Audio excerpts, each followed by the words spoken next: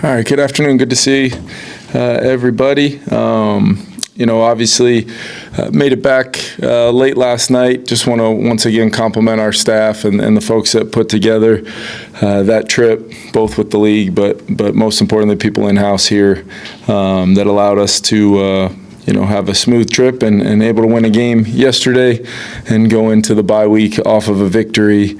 A lot of things to really touch on from the game, but I have to start out and just compliment our offensive line, the group we had out there to start the game, and then obviously, had some guys, some moving parts there throughout, but I thought Blake Brendel, for his first time playing center, the tape really, personified everything we think of Blake and have from a versatility standpoint, but for him to step in and run the show the way he did, communicate, and played with physicality and technique was a real positive for Blake.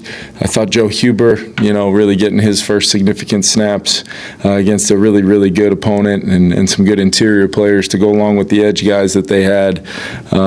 He played well, and Justin School's versatility to start out the game on the right side and then finish on the left gave us some critical snaps. We tried to have a very calculated and detailed plan of a variety of different ways of how we were going to, kind of handle one of the best defenses in football and try to, limit some of the damage that they routinely cause against most teams that they played, but it required our players taking that plan and making it come to life. And I thought Justin had some critical snaps where either, certain players were moving around and trying to avoid some of the things we were deploying, and had some one-on-one reps that allowed us to make some big time plays in the game. And then Walter Rouse stepping in as well was good to see him ready to kind of meet that moment. Ryan Wright tied his career along with the 77-yarder in a huge moment to kind of flip the field was critical.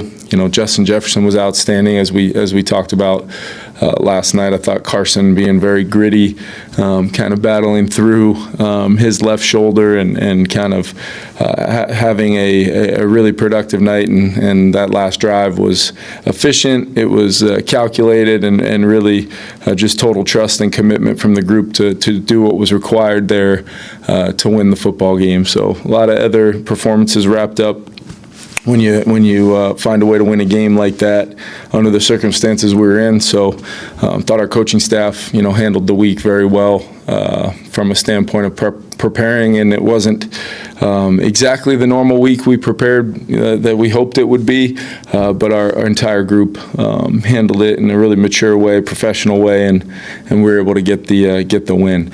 Just to give you guys an update on Carson, we did get back pretty late, early, really actually early this morning, so he's still getting further evaluation, but he's pretty sore in that left shoulder, so that will be something that we'll be taking a look at throughout this week.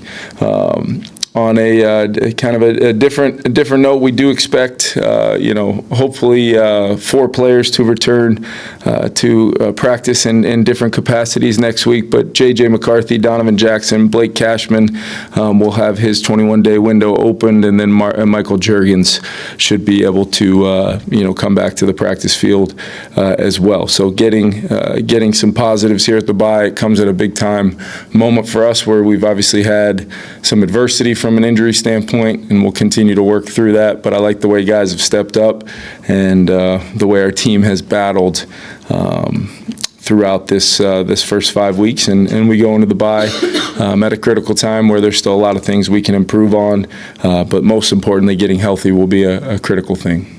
Kevin, you've had 17 game-winning drives since taking over.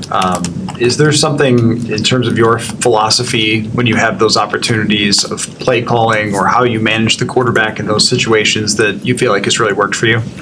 Yeah, Matt, I think it's a circumstance of a few things, right? Like a lot of times in the game, things are expressing themselves throughout. You're kind of answering some of the maybe not necessarily unknown questions, but either unscouted looks or unique ways Justin's being defended or pressure plan, whatever it might be.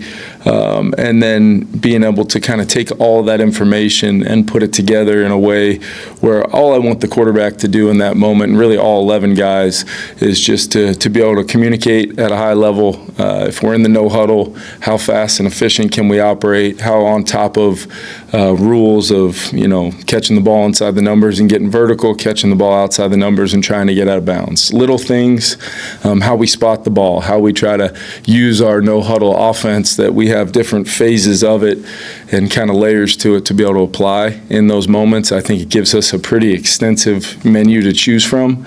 And then we're able to kind of, the final piece of that is the trust, specifically of the quarterback, to just kind of trust in each play as its own, not trying to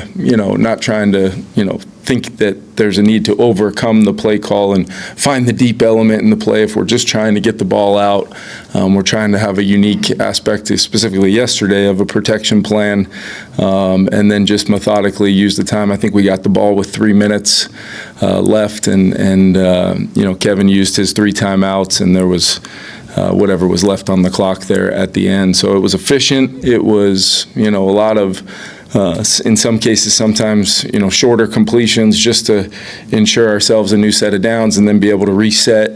I thought a couple guys made some pretty critical plays, run after catch or getting out of bounds, that just kind of allowed us to, move in chunks of yardage, or in some cases small chunks of yardage, but then reset and try to, play that next sequence of downs that way. And I think that's kind of how I've always looked at that phase, and we put a lot of time into it, and we know games are going to be close. A lot of ours have been close, so we've had plenty of opportunities to kind of make that number go, and it's been something that's helped us win a lot of football games. In those moments, do you plan to ramp up JJ physically next week to try to get him ready to start? Yeah, it's not. It will be this week as well. He'll be here.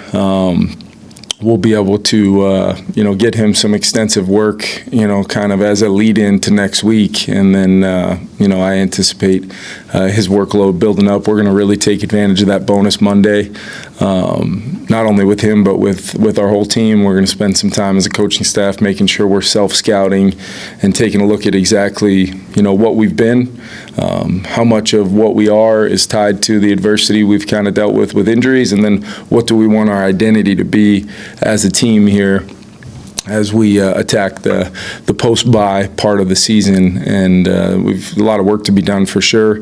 But yeah, I'm excited to get back here.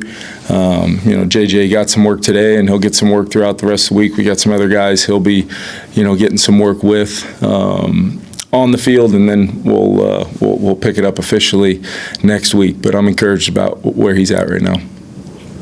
Going back to those late game situations, Yeah. In those moments, how important is it for you to sound regular or composed or normal when you're calling in plays, so the quarterback doesn't hear any signs of stress or excitedness out of you? Yeah, I think it's a weird type of communication, right? They can hear my voice, but hopefully they're not looking over at me to see the way I'm delivering it. So it is something I think about from a standpoint of how I'm delivering information. And what gets hard is when the play clock starts to creep towards that 15 number, and you're trying to give the information that's in my head to the quarterback so they could best execute the play. And it might not even be for that play. It might be, making sure that they know to if we are huddling, give the huddle a reminder of what could be coming. So if I'm a receiver that ran a 20-yard route to the left out near the sideline and I've got to get to a certain spot rather quickly, I would rather them have at least a preview of that ahead of time. So it's all those little things, and it's hard to put your finger on one thing, but that's a great aspect of it that I don't think gets talked about enough. But I try to be as poised as possible in the moment. I don't always do it. I'm sure the many quarterbacks we've had play in those situations would say that they can tell I'm trying to do it, but it's not always consistent. So that's always something you're trying to get better at as a play caller, making sure that I think you get the most value received when you can operate like that. Kevin, watching the game back, what did you see on Will's field goal attempt? Because there was some video angles where it looked like it might have hit something. Yeah, I didn't notice anything during the game. That's a pretty tough angle normally for us anyway. Most of the time I'm just trying to gauge the crowd reaction of depending on if the video board in the stadium is in real time, sometimes it's on a slight delay, so you can't watch that, but you're really trying to just gauge the crowd reaction. And we did have a lot of purple at Tottenham Stadium, so it was one I did not notice it. I did not see it in the moment. I would defer to the league on if that's something that there should be some protocols in place that I should know about. But other than maybe somebody in the booth alerting me that they saw it, or Will himself is going to be a critical guy in that moment. But a lot of times a kicker's a lot like a golf swing. They're keeping their head down, and they might not even see it initially. He told me he thought he hit it well, and Will doesn't end up that far offline. Historically, since our time having him here. But yeah, not really sure what to say on that one, other than that was unfortunate if it did happen, and if it didn't, so be it. Kevin, what's your quarterback assessment of Cam Akers, and what do you just think of his execution on that play? Yeah, I think Cam has always been a guy that I've known could throw the football, but what makes Cam so unique, that was really his one play on offense, and he comes in the game and executes the play perfectly, exactly from the details of where we wanted, how we wanted him to sell it, the track he took when he initially caught the ball, and then his ability to kind of understand that there would probably be a little push, and it would have to be a little bit of a kind of a fadeaway jumper, and he spun that thing and right in stride to Jo, and felt like it was the right time to try to see if we could pop that one for a touchdown. The guys made it come to life. But yeah, Cam's fantastic from a standpoint of exactly what you're going to get from him, and you can put a play like that in front of him, and he just has a big smile on his face and attacks it throughout the week, and then he made it come to life exactly. I will say that was his best throw of his ops we got to see on, but he did complete them all leading into it. So he saved his best one for the game. Have you been wanting to do that since overlapping with the Rams with him, or is it? Yeah, and we had him throw a couple times in LA. I do remember that, and I just remember when I was doing the evaluation process, Thomas Brown at the time was like, you got to see his YouTube clips, because he's got all of his touchdown throws from Florida State, or his completions from Florida State were on YouTube. And then we got to know him a little bit through the process, and I found out quickly from Cam that he threw for 3,000 yards as a high school quarterback. So just ask Cam, he'll tell you. But no, look, you're trying to find ways to score. We felt like there was an opportunity that presented itself from some previous clips, and it played out. At center, do you plan to just try to plug Michael back in when next week, or does Blake still kind of stay in the mix there? Yeah, I think what we learned is we have another high quality center option with Blake, and getting Jergs back practicing again will give us a chance to assess what the best five looks like, and that's what we'll go with, and we'll work through that accordingly. But Blake had a really, really strong day.